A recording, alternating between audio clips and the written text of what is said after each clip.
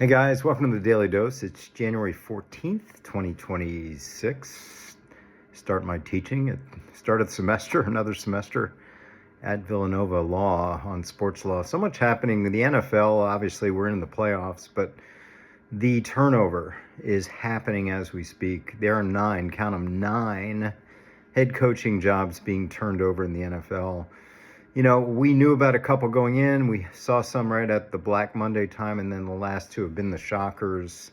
Not so much shockers as I'll talk about in a minute, but length and longevity of coaching is so different right now. And these were old stalwarts in the AFC North. John Harbaugh gone, and Baltimore fired, terminated, and Mike Tomlin, kind of a mutual parting. We'll see, if there's a backstory there with the Steelers. 18 years for Harbaugh, 19 years for Tomlin. This is so rare today. We're seeing 7, 8, 9 coaches turned over every year. It's now 28% of the league. It's going to have new head coaches, and that doesn't even count all the new coordinators that are going to be handled.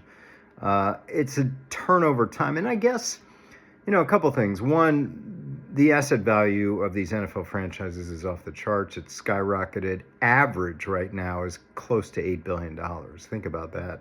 It's just stunning numbers. You're kind of numb to the numbers of these franchise values. And the owners are like, hey, we're going to get it right.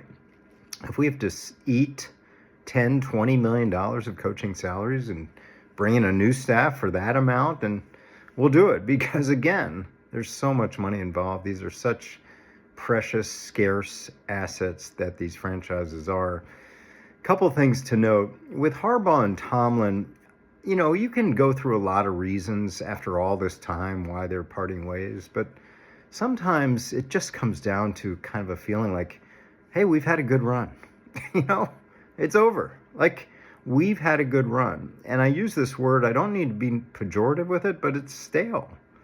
The relationship between Harbaugh and the Ravens, the relationship between Steelers and Tomlin, I think, got stale. This happens. It's no big deal. It's you don't linger. It's just stale. And maybe it was stale last year or the year before. Personally, I've gone through this. My 10 years at the Packers, it just got not bad, just stale. Like, all right, we've had a good run. It's time. It's time to move on. Now, a lot of people just stay in relationships, but sometimes it's best to move on. I see that's what's going on with Harbaugh and Tomlin. Other ones, Harbaugh's obviously going to get interviews. He is. Kevin Stefanski getting a few interviews. He's someone I personally like, know him. He's a Philly guy. His dad was AD at Penn. I taught his brother at Penn, so I'm personally biased towards him, but we'll see where everyone goes. I think, as Tennessee, is interviewing 17 people, I think that's the way to go. You have this moment in time where you can reset, you can pick the brains of all these people about their organizations, you can use whatever you want to use and make an informed decision. Getting it right is so much more important right now than getting it first. If you lose out on someone, you lose out on someone. But I think the organizations that are taking their time, you don't need a coach for anything until maybe the combine, like in a month. So take your time.